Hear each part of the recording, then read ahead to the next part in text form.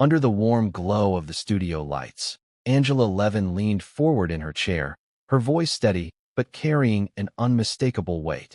It was the kind of delivery that demanded attention, the kind that made producers lean closer to the monitors and viewers sit up straighter on their couches. In a single breath, she had ignited a storm that would ripple through royal circles, Hollywood boardrooms, and the living rooms of anyone even remotely familiar with the saga of Meghan Markle and Prince Harry. There was no dramatic music playing in the background, no flashing red banners across the screen, but the silence that followed her words spoke louder than anything else. A single claim, a few sentences strung together, was all it took to suggest that the carefully crafted fairy tale Meghan had built for the world might not have been entirely as it seemed. For years, Meghan's public image had been a masterclass in narrative control. She understood the power of a single photo. The way a tailored coat draped over a growing belly could be more than fashion. It could be a statement. Each appearance during her supposed pregnancies was deliberate. The subtle hand resting on her stomach during a walkabout, the soft smile to photographers, the gowns that clung in just the right way for evening galas. These moments were captured, analyzed, and recycled endlessly across news outlets, tabloids, and social media feeds. To the casual observer, she embodied the image of a glowing, expectant mother, a modern-day royal who, despite the intense scrutiny, appeared grounded, nurturing, and strong. Before we continue, please hit the like button, subscribe to the channel, and turn on the notification bell for updates. But what happens when that image, the foundation of so much public sympathy, admiration, and even envy, is suddenly called into question? Angela Levin's revelation wasn't just a claim about surrogacy. It was a challenge to the authenticity of an entire chapter of Meghan's story. It forced people to reconsider not just what they thought they knew, but why they believed it in the first place. It opened a door that Meghan, for all her media savvy, had likely hoped would remain firmly locked forever. The impact was immediate and electric. Headlines began to sprout online like weeds after a summer rain. Social media hashtags turned into battlegrounds. Some dismissed Levin's words as malicious gossip, a continuation of the relentless campaign of criticism Meghan had endured since marrying into the royal family. Others leaned in, connecting Levin's statement to whispers that had circulated for years. Whispers about strangely inconsistent public appearances, about the way Meghan's baby bumps seemed to shift in size from one week to the next, about the absence of traditional hospital photo calls. These weren't new conversations, but Levin had taken them from the shadows of internet forums and coffee shop murmurs and dropped them into the blinding spotlight of mainstream discourse. Part of the shock came from the source. Angela Levin was not a random tabloid columnist or an anonymous online voice. She had been in the royal reporting game for decades, building a reputation on access and insight. Her interviews with high-profile members of the royal family, her deep understanding of palace dynamics, and her willingness to speak plainly had earned her both respect and notoriety. In the public's mind, she wasn't someone who would casually throw out a claim of this magnitude without believing she could stand by it. And so, as the clip of Levin's revelation began to circulate, people didn't just hear her words, they weighed them. Theories began to spiral in every direction. Was this an act of revenge for some perceived slight? A calculated attempt to insert herself into the never-ending news cycle of Sussex drama? Or was she, as some argued, simply stating a truth that others had been too afraid to say out loud? The uncertainty was intoxicating for the press and exhausting for those at the center of it. For Meghan, the timing could not have been worse. In recent months, she had been attempting to pivot her public narrative, focusing on new projects, rebranding herself in the United States, and strategically distancing her image from the more turbulent moments of her time as a working royal. The surrogacy claim threatened to drag her back into the same swamp of speculation and distrust she had spent years trying to escape. Worse, it targeted something deeply personal: motherhood, an aspect of her identity that had been one of her strongest shields against criticism. The implications of such a claim go far beyond the obvious gossip factor. In the world of royalty, lineage is everything. Questions about the birth circumstances of children in the line of succession carry not only personal weight, but constitutional and historical significance. Even though Archie and Lilibet are far down the succession list, The idea that their arrival into the world might have been misrepresented is a thread that, if pulled, could unravel trust in the narratives the Sussexes have presented. For their critics, it was ammunition. For their supporters, it was a test of loyalty. In the middle of this was Harry, whose role in the story could not be ignored. Was he complicit in maintaining the illusion, if there was one? Did he agree with Meghan's choices? Or had he been swept along by her vision for how their family should be presented to the world? In past interviews, Harry had spoken passionately about protecting his wife and children from the cruelty of the press, drawing parallels between Meghan's experience and the relentless scrutiny his mother, Princess Diana, had endured. But Levin's words shifted the conversation. Protection was one thing. Deception, if that's what it was something else entirely. The middle of the storm came not with more facts, but with more noise. Every commentator with a platform weighed in, from daytime talk show hosts to anonymous sources claiming palace connections. Analysts dissected old footage of Meghan walking, comparing the way she moved while pregnant with the way other royal women had moved. Some suggested she wore prosthetic bumps, citing small slips in fabric and odd angles in photographs. Others dismissed these theories as absurd, pointing to the lack of any credible photographic evidence. And yet, the very act of debating it kept the story alive. This wasn't just about the claim itself. It was about the collision of image, truth, and perception. Meghan had built her reputation on the power of storytelling, often positioning herself as a woman overcoming adversity in the face of an unrelenting public. But the same skill that allowed her to shape her own narrative now made her vulnerable. If people began to suspect that she had spun not just interpretations, but outright fabrications, every story she told could be viewed through a new, harsher lens. By the time the first wave of reactions settled, the damage was already done. Whether Levin's claim was entirely accurate, partially true, or completely false almost didn't matter in the immediate aftermath. The idea had been planted. For some, it would take root and grow into conviction. For others, it would be an irritating weed they refused to acknowledge. But for Meghan, it was a seed she could not unplant. She could fight it, ignore it, or try to redirect the conversation, but she could not erase it. And this is where the story becomes more than just another headline in the endless churn of celebrity news. It's about the anatomy of a scandal. How a single statement can destabilize a carefully maintained public image. How truth and rumor can become indistinguishable in the rush of online discourse. And how the court of public opinion often delivers its verdict long before all the evidence is in. It's about the personal cost of living a life in which every detail, every expression, every choice is dissected, doubted, and discussed by strangers. As the first 24 hours passed, the narrative began to split. On one side were those demanding Meghan address the claim head-on, believing silence would be tantamount to admission. On the other side were those insisting she say nothing, warning that even acknowledging Levin's words would only give them more power. Somewhere between those extremes, Meghan herself had to decide what kind of response, if any, could protect not just her image but her family's sense of normalcy. What makes this moment so compelling isn't just the question of whether Levin's claim is true. It's the way it forces a reconsideration of everything that has come before. The photo calls, the interviews, the Oprah special, the carefully chosen words about motherhood, all of it now sits in a different light. One that is either unfairly harsh or revealing, depending on where you stand. It's a reminder that in the age of relentless media, the truth is often less important than the story people choose to believe. The ending of this chapter is not written yet. Meghan may speak, or she may remain silent. The public may move on to the next scandal, or it may keep circling back to this one, like waves returning to shore. But for now, what matters is that Angela Levin has set something in motion that cannot be undone. A secret, whether real or imagined, has been dragged into the open.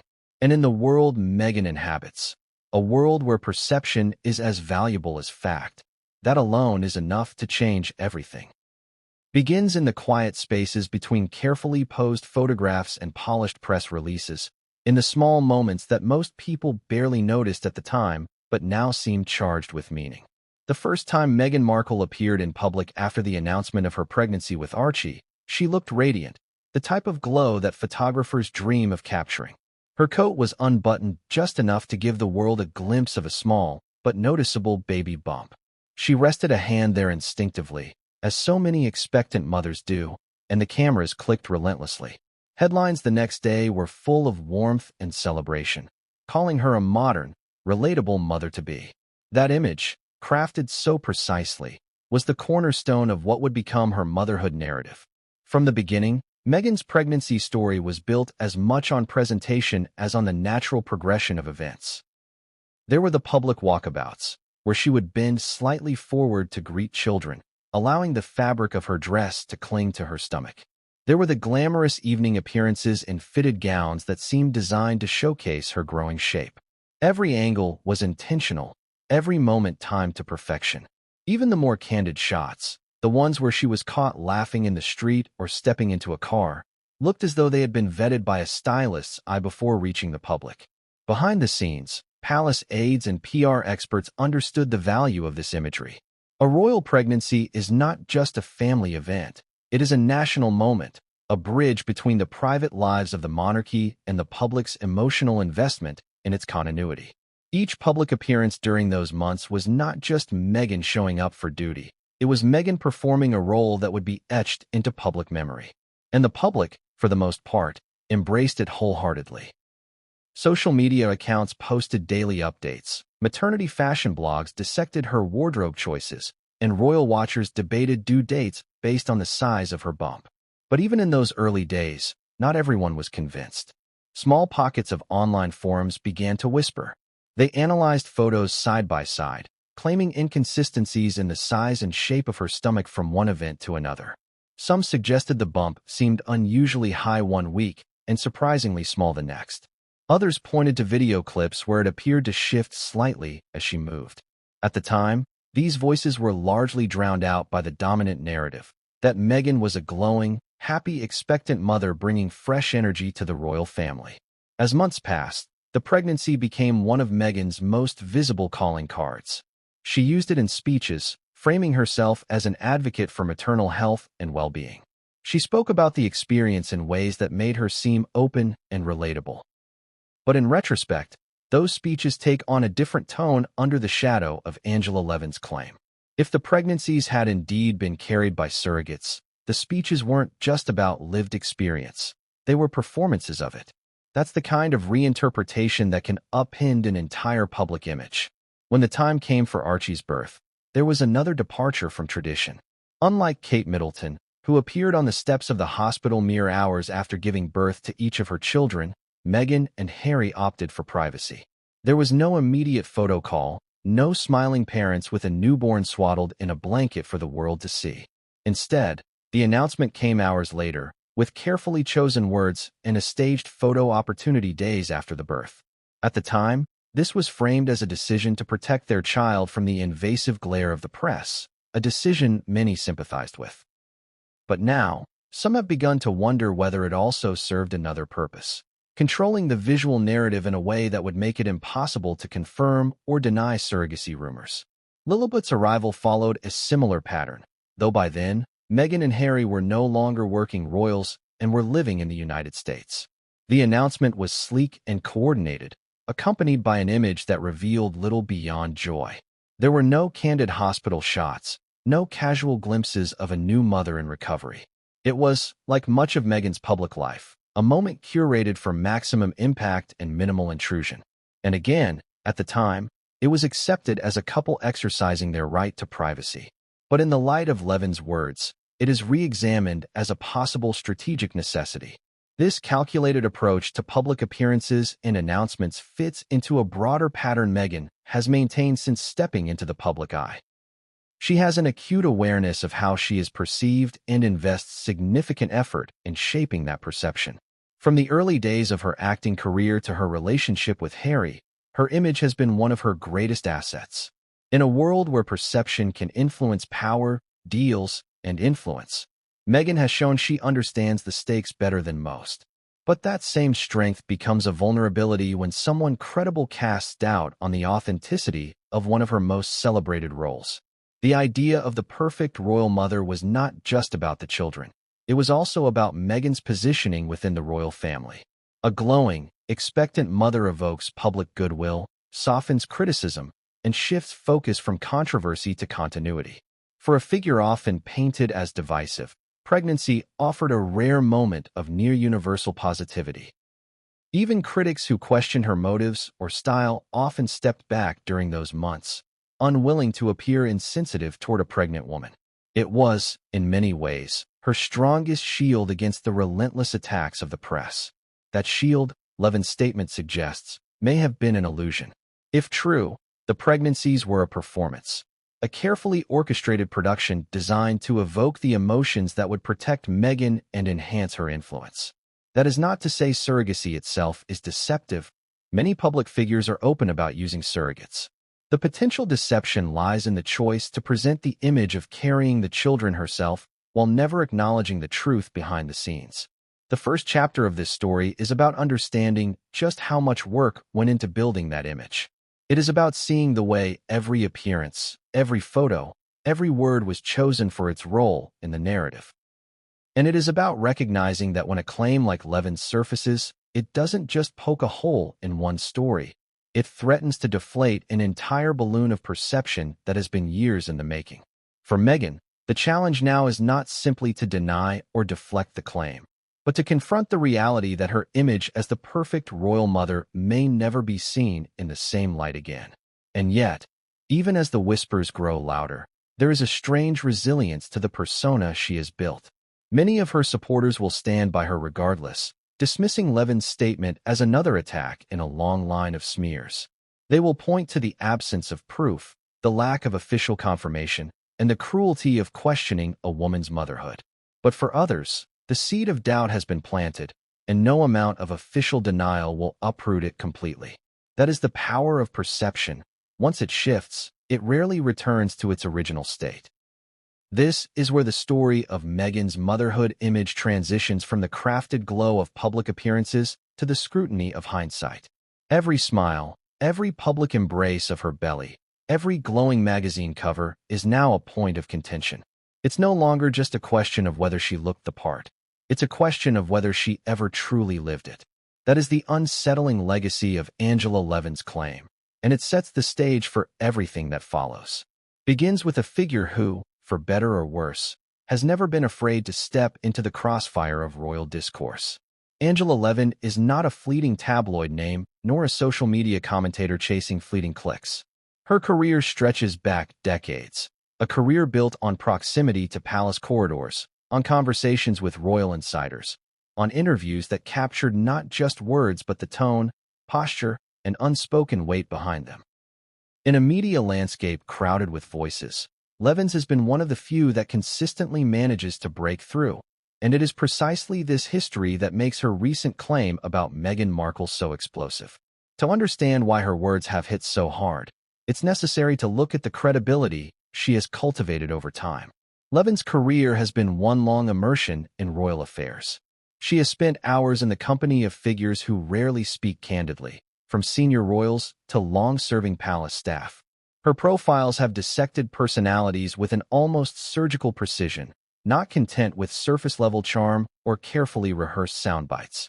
She was among the journalists trusted enough to get closer to Prince Harry during a period when he was still working within the royal fold, before his departure from royal duties turned him into one of the most polarizing figures in the monarchy's modern history. In that time, Levin built a reputation for pulling threads others ignored. She noticed the small tensions between what royals said and what they did, the subtle gaps between the official line and the unguarded truth. This approach earned her both praise and resentment. Those who valued her candor saw her as a rare antidote to the heavily sanitized coverage of the royals. Those who found her probing unwelcome accused her of stirring trouble where none existed. Yet even her critics could not easily dismiss her, because she rarely spoke without some foundation in research, observation, or informed sources. When it comes to Meghan Markle, Levin's relationship has been anything but warm.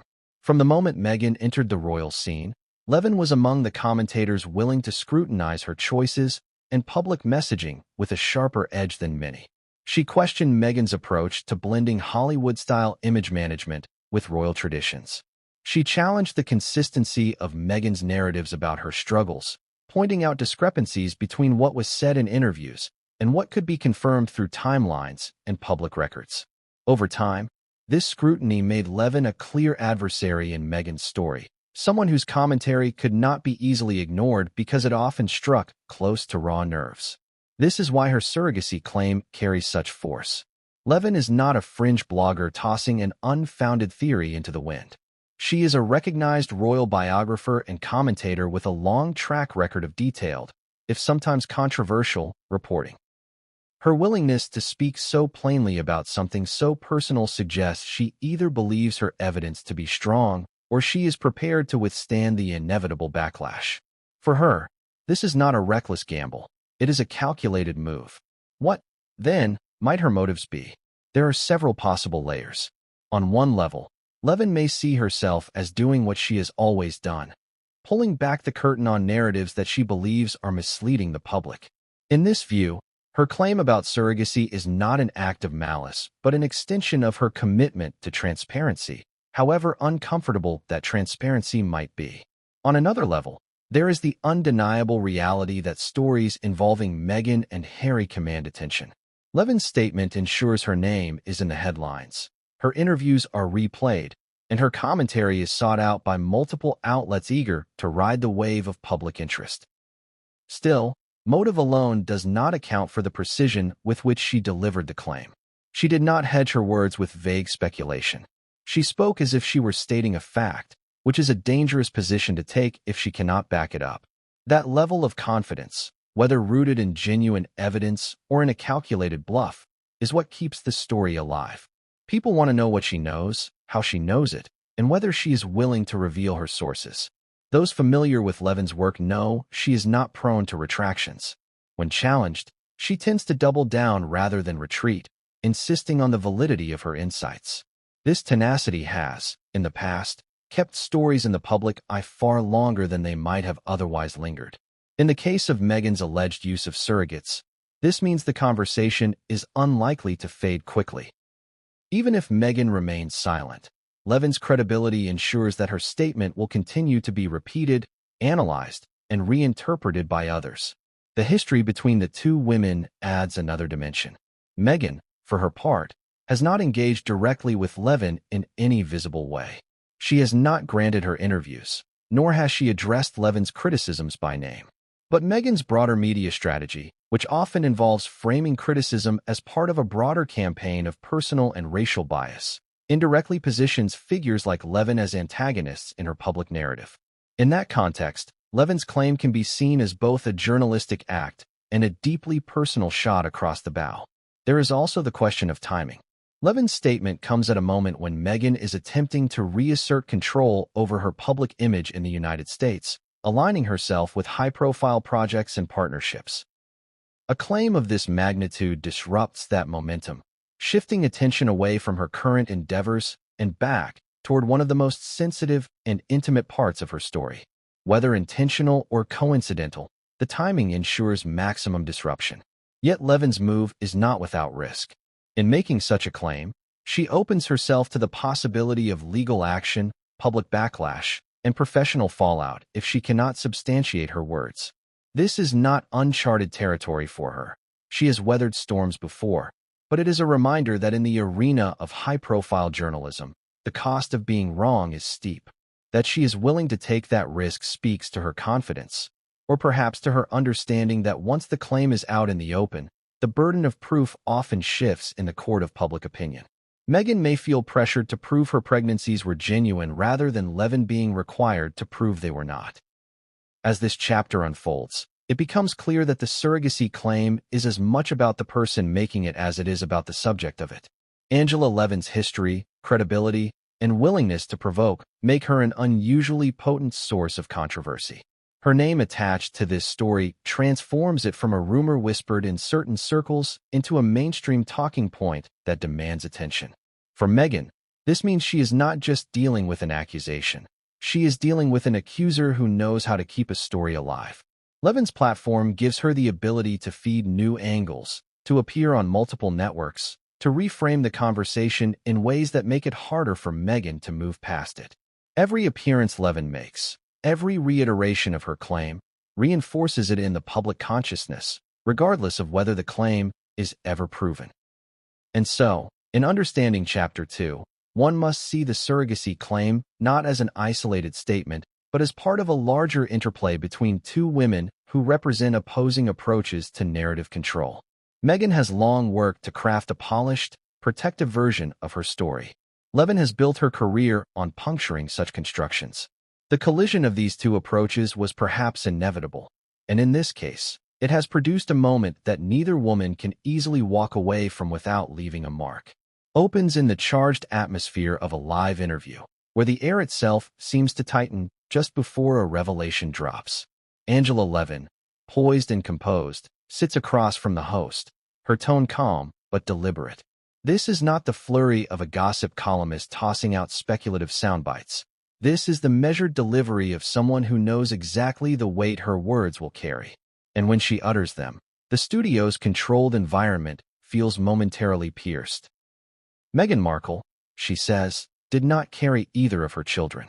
Both Archie and Lilibet, according to Levin, were born via surrogates, despite the public being led to believe otherwise. The phrasing is simple, but the impact is instant, like the crack of a whip in a silent hall. The initial seconds after such a statement are crucial. The host freezes for a beat, weighing how to react. In that moment, television producers are already exchanging rapid gestures behind the cameras, debating whether to press for more detail or to steer into safer territory. Levin, aware of the ripples she has caused, doesn't rush to fill the silence. She lets it hang, knowing the pause will amplify the drama. Viewers at home are already leaning forward, their minds racing through images of Meghan's pregnancies that had been presented so meticulously over the years. What Levin has done in that instant is shift the context of an entire timeline.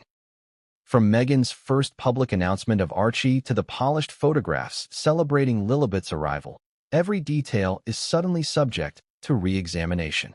Levin claims she has spoken with sources close to the situation, people with direct knowledge of arrangements made behind the scenes. She does not, in this moment, produce documents, photos, or explicit evidence, but she insists her information comes from credible, well-placed contacts who would not risk their positions with idle speculation. The host asks her to clarify, and Levin repeats her claim without softening it.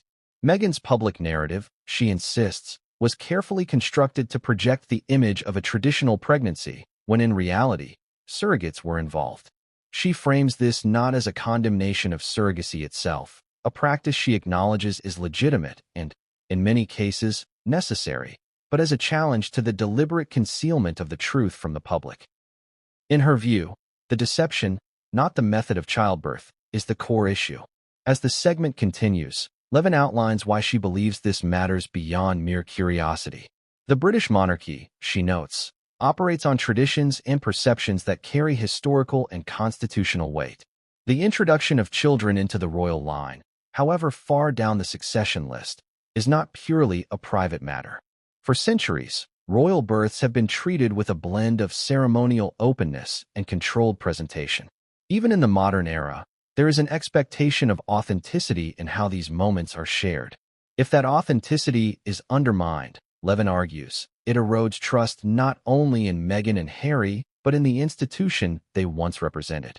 The interview clip is barely minutes old before it begins to spread. News outlets pick it up almost immediately, with online headlines framing it as a bombshell revelation. Social media feeds ignite.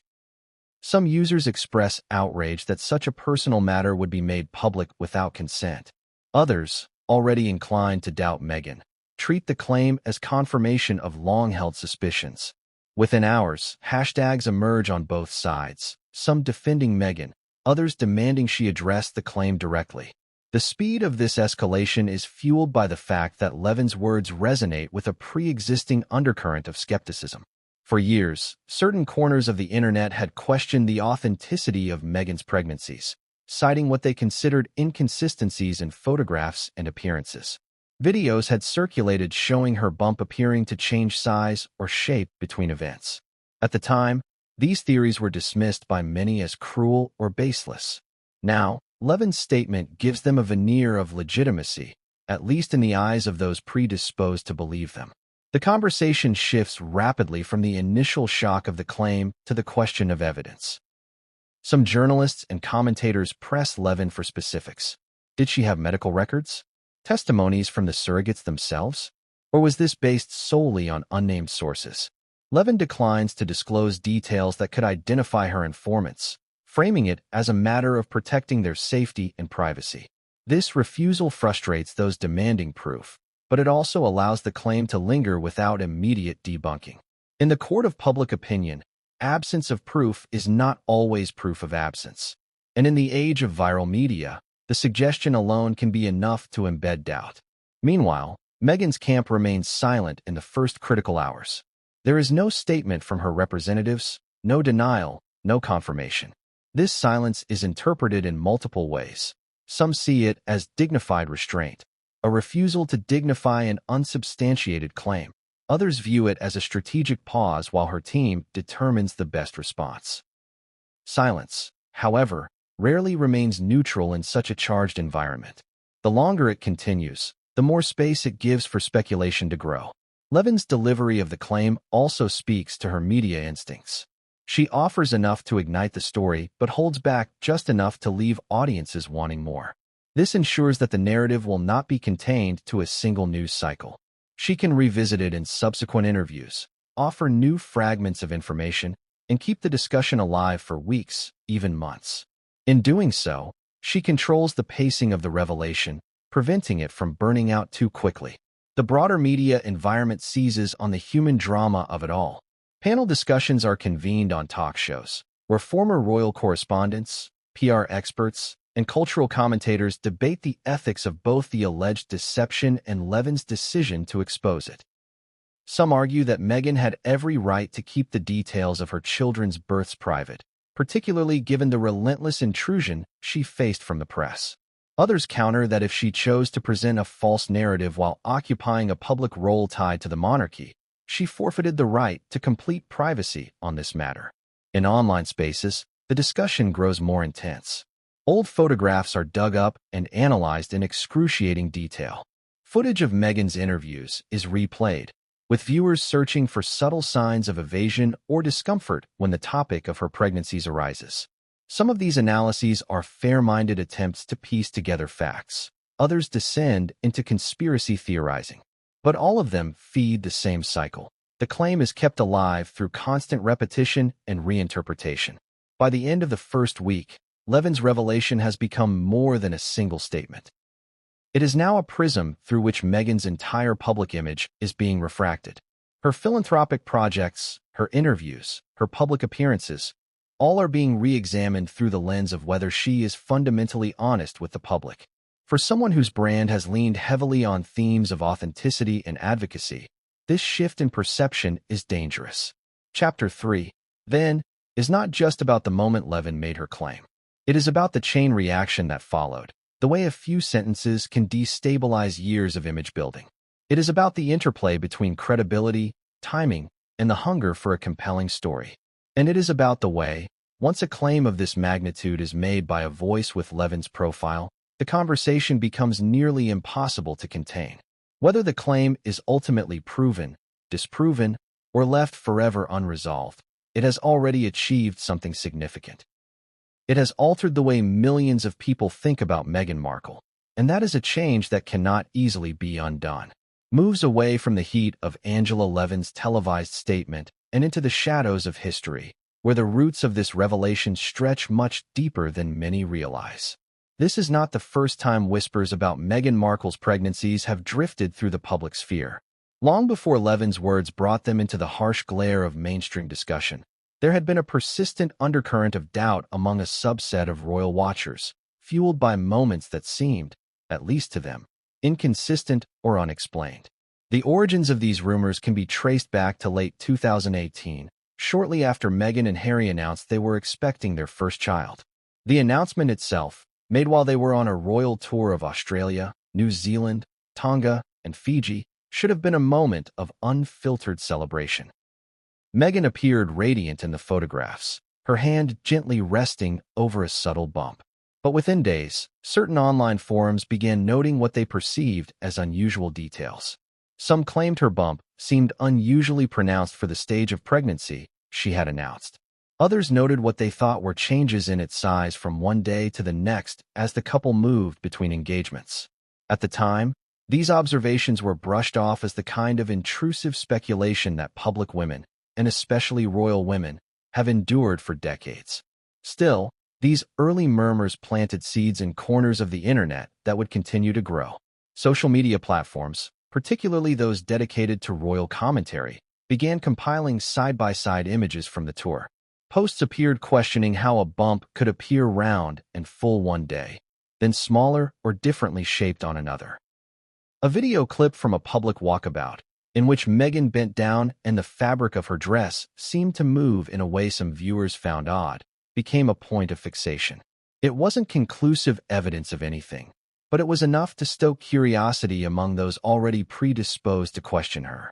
By early 2019, as Meghan approached her due date with Archie, the rumors had developed a rhythm. Each public appearance brought fresh scrutiny. Supporters would post glowing tributes to her maternity style, while detractors dissected every frame of footage, looking for anomalies. One of the most persistent talking points was her choice to keep the location and details of Archie's birth largely private, diverging from the tradition established by Princess Diana and continued by Kate Middleton of appearing outside the hospital with the newborn shortly after delivery. Instead, Meghan and Harry delayed the public introduction, releasing an official photograph taken at Windsor Castle days later. The explanation was framed as a desire to enjoy the moment privately before sharing it with the world. Critics, however, began speculating that the delay allowed time for arrangements connected to surrogacy to be managed discreetly. When Lilibet was born in 2021, the Sussexes were no longer senior working royals and had relocated to California. One might have expected that such a geographical and institutional distance would quiet the speculation, but it had the opposite effect. Without the oversight of royal protocol, and with even more control over their public image, Meghan and Harry's announcement of Lilibet's birth was entirely on their terms. They released no immediate photographs, and the public learned about her arrival through a carefully worded statement.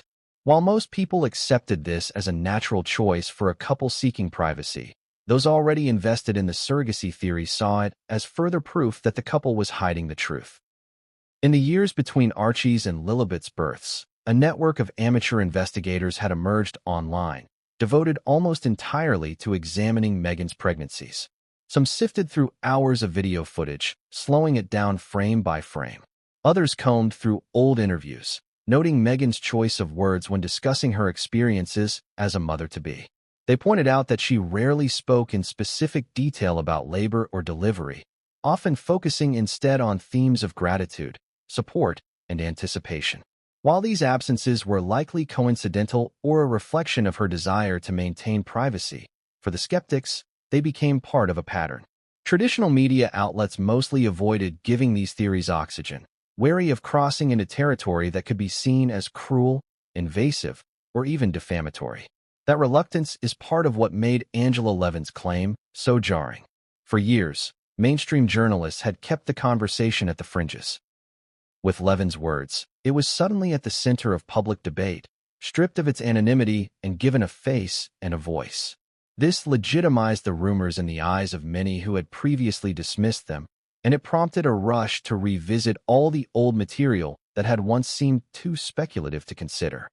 Harry's public persona has long been that of a man caught between duty and personal conviction.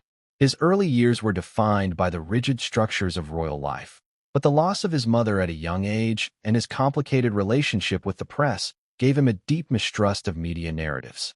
When he met Meghan, their relationship quickly became a partnership in self-protection, both of them fiercely determined to guard their private life from the intrusion he had come to see as destructive. In this light, if surrogacy was part of their story, it is plausible that he saw keeping it private as an extension of that protective instinct. From a royal protocol standpoint, Harry would have understood better than anyone the potential complications of publicly revealing surrogacy. Even if the law and the line of succession posed no real obstacles, the optics could have been damaging. Royal traditions are steeped in the symbolism of continuity. The image of a royal mother carrying the next generation has been part of the monarchy's public identity for centuries. Breaking that visual tradition could have drawn criticism not only toward Meghan but toward the institution as a whole. Harry, who had already made the decision to step away from royal duties, may have calculated that adding another layer of controversy was unnecessary. Yet there is another angle to consider. Harry has often spoken of his desire to shield Meghan from the worst of public hostility, likening her treatment to the experiences of Princess Diana. In interviews, he has expressed anger over what he perceives as the media's campaign to vilify his wife. If surrogacy was a reality, he may have believed that disclosing it would hand the press another weapon to use against her, a weapon that could inflict not only public but personal damage. In this way, protecting the secrecy could have been less about deceiving the public for its own sake and more about protecting Meghan's emotional well-being. However, Harry's role in maintaining such a secret, if it exists, also raises questions about complicity and accountability. As a senior royal at the time of Archie's birth, his participation in a public narrative that presented Meghan as pregnant would mean that he was actively supporting an image he knew was not accurate. To some, this would be seen as a breach of trust between the royal family and the public. For others, it would be a private family matter, not an obligation to the institution they would eventually leave behind. Harry's public behavior during both pregnancies offers moments worth revisiting in light of Angela Levin's claim. During Meghan's appearances while expecting Archie, he often stood close by, attentive and visibly protective, occasionally making jokes about fatherhood in interviews. After Archie's birth, he gave an emotional statement to the press, speaking of his pride and joy. The language he used was general enough to apply regardless of the method of birth, but it also carried the warmth of a man invested in the role of fatherhood. Similarly, when Lilibet was born, his public comments were celebratory but carefully controlled, in keeping with the couple's emphasis on privacy. What remains unclear is how Harry might have navigated the balance between personal truth and public image within his own family. The royal family operates as much through unspoken understandings as through explicit rules, and it is possible that other senior royals were aware of the truth, if there was one. If so, Harry's decision to support a certain narrative would not have been made in isolation. It would have been part of a wider, tacit agreement to avoid controversy, much like other private matters that have remained unspoken in royal history. There is also the matter of trust within his marriage. For Harry, who has described Meghan as the person who saved him from a life he found stifling, standing with her in secrecy could have been an act of solidarity. He has demonstrated repeatedly that he prioritizes her needs over the institution's expectations. In this context, even a decision as significant as concealing surrogacy could have felt to him like the right choice, a private matter they were entitled to guard. But solidarity comes with its own risks. If the truth were to come out definitively, Harry's credibility would be affected alongside Meghan's. The image he has built in recent years, that of a man fighting for honesty, transparency, and a better way forward for his family, could be undermined. Critics would point to the surrogacy concealment as evidence that he is selective about when transparency matters, applying it only when it serves his purposes. Chapter 7 is ultimately about the tightrope Harry walks between love and loyalty, truth and strategy. His position in this controversy, whether as a co-architect of the narrative or as a partner simply following his wife's lead, speaks to the broader challenge of living at the intersection of public expectation and personal choice. In protecting Meghan, he may have also trapped himself in a narrative that, once challenged, becomes difficult to defend without exposing the very truths he worked to keep private. Chapter 8 moves into the silent heart of the monarchy, the place where decisions about response, or lack thereof, are made with the precision of a chess game. After Angela Levin's claim began dominating headlines, there was no official word from Buckingham Palace, no statement from Clarence House, no whispered rebuttal through the usual palace sources that tabloids often quote. It was as though the entire institution had collectively decided to stand still and wait for the storm to either burn itself out or change direction on its own. This absence of reaction was not accidental. Silence in the royal world is rarely a product of indecision. It is a tactic, one that can be as loud as any spoken denial. For the monarchy, remaining silent can serve multiple purposes. On the surface, it denies the story further oxygen. If the palace were to respond to every claim, particularly one involving such a personal matter, it would risk setting a precedent of engagement with gossip, something the institution has always avoided. But silence is also a form of insulation. By not acknowledging Levin's words, the palace avoids inadvertently validating the claim's significance. A response, even a denial, might be interpreted by some as proof that the subject touched a nerve. In a media environment that thrives on reaction, withholding one can be an effective form of control. Behind the walls of the institution, however, the atmosphere would not have been indifferent. Senior advisors and communications teams likely weighed the potential consequences of speaking out versus staying quiet. In one scenario, they could issue a public denial, which might appease loyalists but would also give critics a direct statement to challenge and dissect. In another scenario, they could leak a counter-narrative through friendly media outlets, framing Levin's claim as baseless without making an official pronouncement. Yet, even that approach carries risk. It invites further questioning and could drag the story into a prolonged cycle of rebuttals and counterclaims. The decision to remain silent may also reflect the monarchy's long-standing strategy of distinguishing between personal matters and institutional concerns.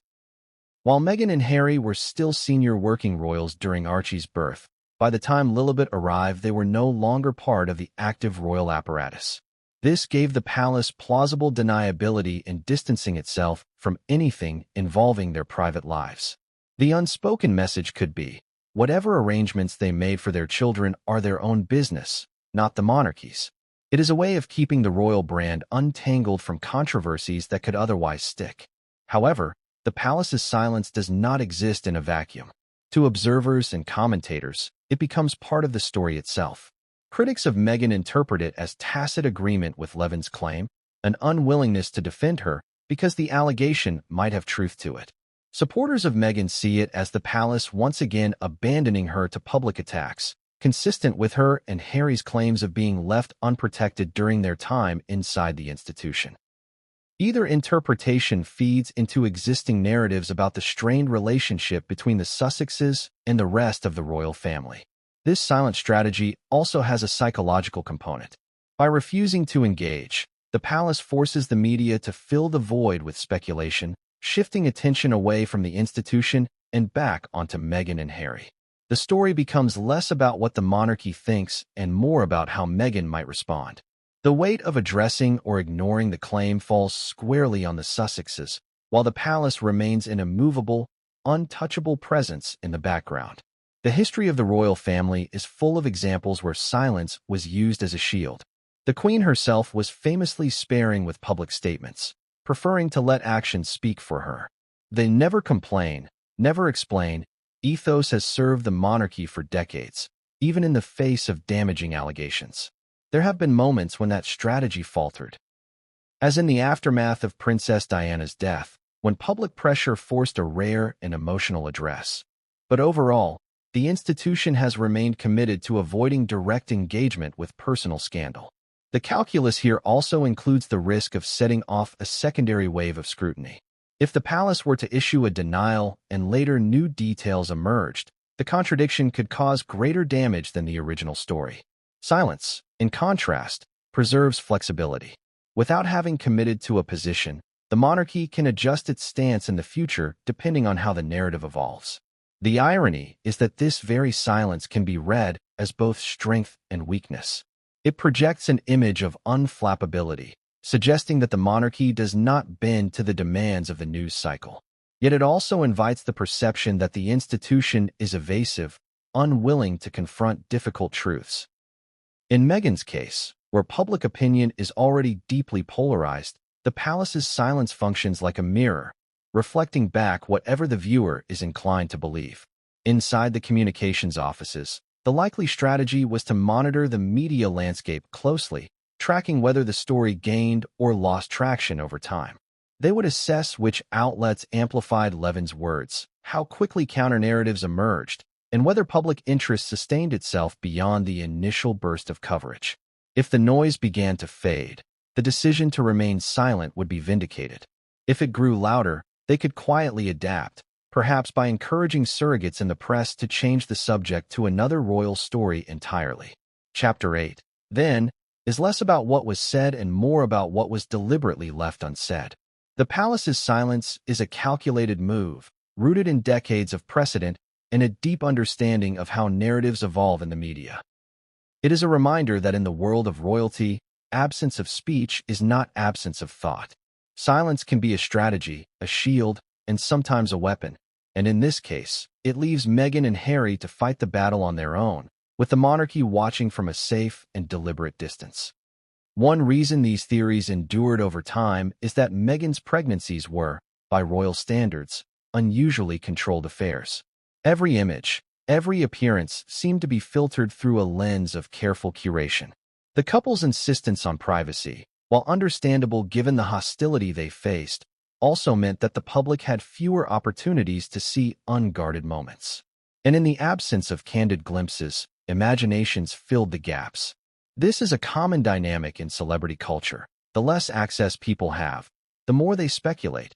But in Meghan's case, it was intensified by her position in the royal family and the already polarized public opinion about her. Adding to the persistence of the whispers was the contrast between Meghan's approach and that of other royal women. Kate Middleton's post-birth appearances, no matter how brief, provided a visible anchor point that left little room for speculation about her pregnancies.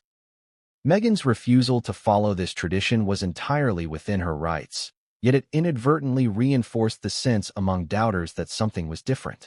Once a person becomes the subject of sustained public skepticism, every deviation from expectation, however benign, is interpreted as confirmation of the theory.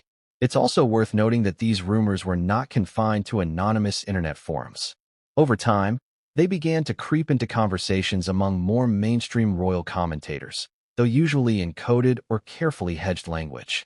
Phrases like unconventional approach to motherhood or highly private birth arrangements became ways of acknowledging the speculation without directly engaging with it. This indirect validation allowed the theories to persist just under the surface, ready to be revived whenever new developments offered an opening.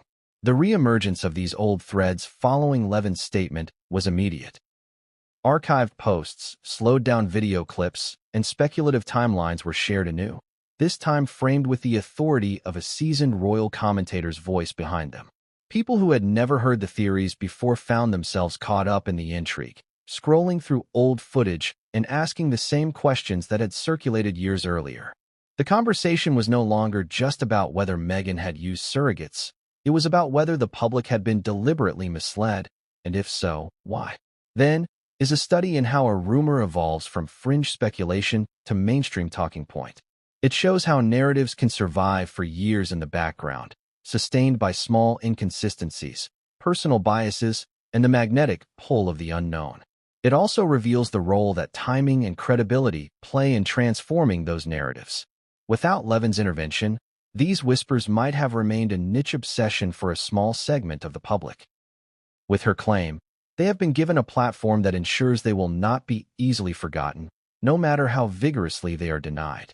Begins by pulling the camera back from Meghan Markle's personal story to the broader stage on which it has always been performed, the royal arena, where perception is power and symbolism often matters more than fact.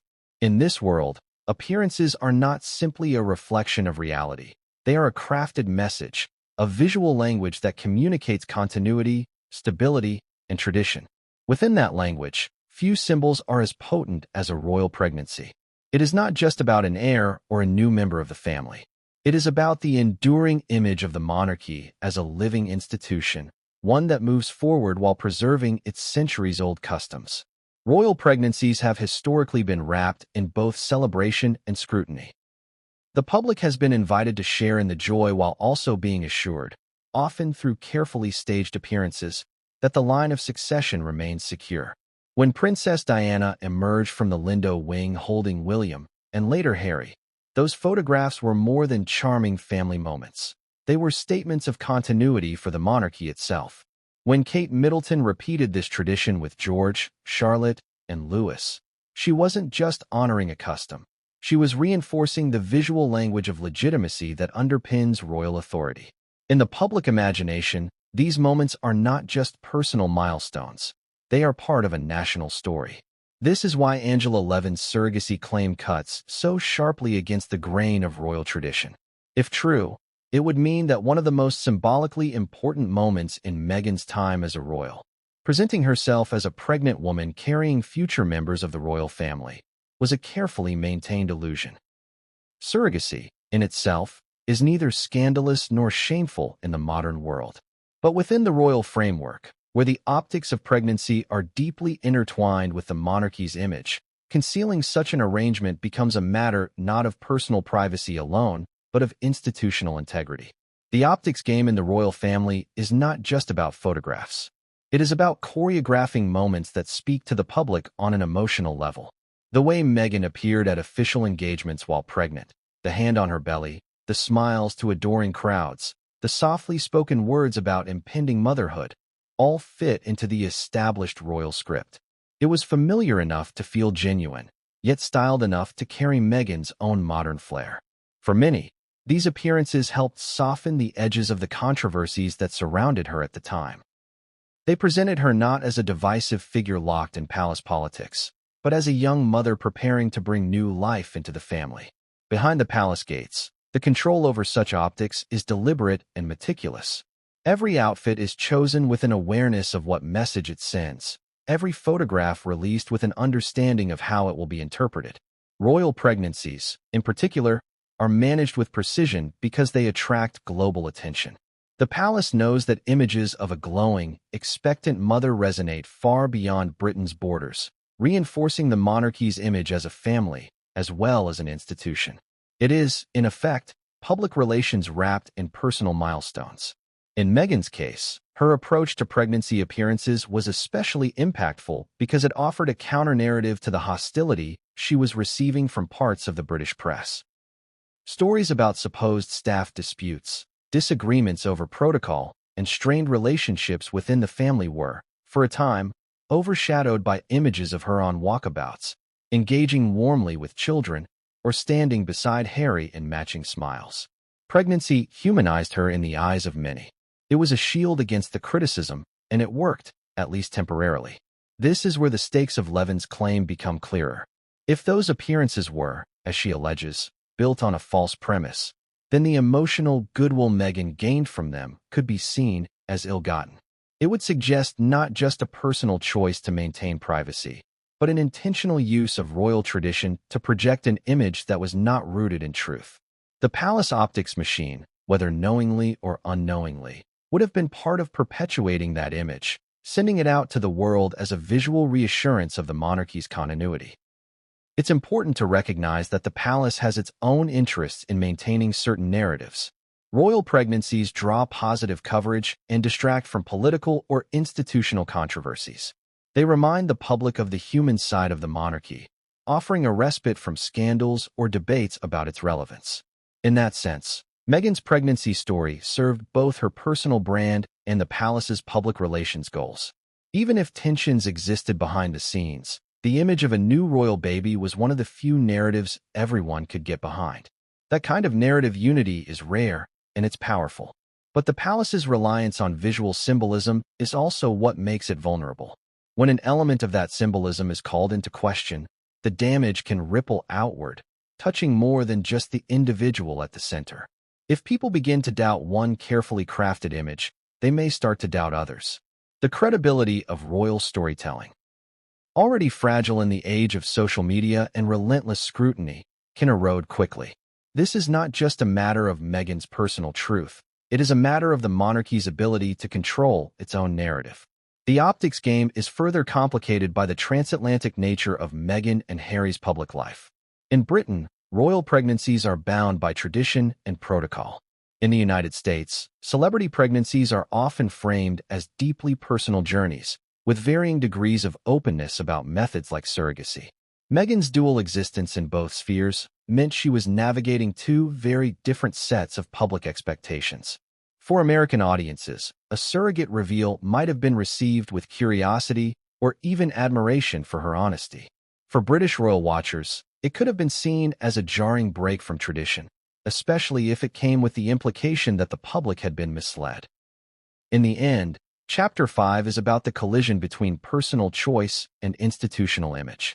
Meghan's pregnancies, real or staged, became part of the royal optics machine the moment she stepped into that role. Every public appearance was not just about her, but about what she represented: the continuity of the royal family, the stability of the institution, and the promise of its future. That is why Levin's claim is more than a personal accusation.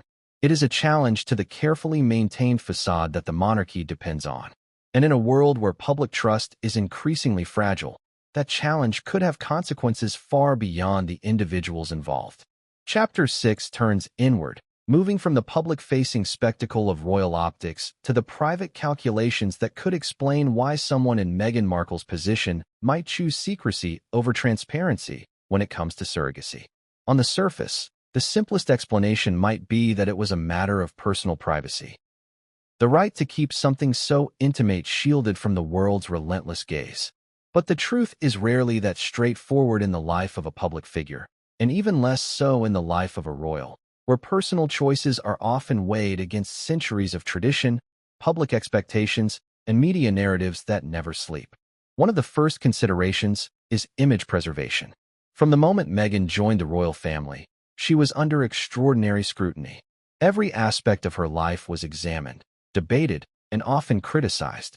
In such an environment, control over the narrative becomes not just a preference, but a survival strategy. A pregnancy, visible and public, is one of the few life events that can soften criticism, generating goodwill even from those who might otherwise be hostile. The imagery of a glowing, expectant mother offers a humanizing counterbalance to negative headlines. And for Meghan, who faced relentless attacks from sections of the press, that kind of imagery was valuable currency. Surrogacy, while increasingly accepted in some circles, still carries layers of stigma and misunderstanding, particularly in the UK. While celebrities in the United States have been more open about using surrogates, the British media landscape is more conservative on such matters. In the royal context, the decision to use a surrogate could invite a firestorm of questions about tradition, legitimacy, and the line of succession, even if the law itself posed no obstacle. For someone in Meghan's position, this could present a daunting set of challenges: questions about why she didn't carry the children herself, speculation about her health, and insinuations about her fitness for royal life. Health considerations may also have played a role, if the claim is true. There could have been medical reasons that made carrying a child risky or impossible, reasons Meghan might have chosen not to share. Public disclosure of such matters could invite invasive curiosity into her medical history, potentially overshadowing the joy of the births themselves. But instead of framing the story around health, which might have elicited sympathy, she may have concluded that the cleaner option was to maintain the appearance of a traditional pregnancy and avoid the conversation altogether. There is also the factor of precedent. No senior member of the modern royal family has openly used surrogacy, at least not in recent memory, and breaking that precedent would have made Meghan the focal point of yet another controversy. She had already been accused of disrupting tradition in her wedding choices, her approach to royal duties, and her willingness to speak out in interviews. Adding surrogacy to the list could have amplified the perception of her as a disruptor in ways that might have been politically costly within the institution. From a strategic perspective, the decision to portray a traditional pregnancy could also have been aimed at protecting the children themselves. If Archie and Lilibet's births had been framed around surrogacy, that detail would follow them throughout their lives. Meghan and Harry may have feared that such knowledge could become a weapon in the media's arsenal, used to define their children before they had any say in the matter. In choosing secrecy, they might have believed they were safeguarding their children's right to a more normal identity, at least in the early years. Another possible motivation lies in Meghan's Hollywood background. In the entertainment industry, image control is paramount, and appearances are often meticulously staged to align with a desired narrative.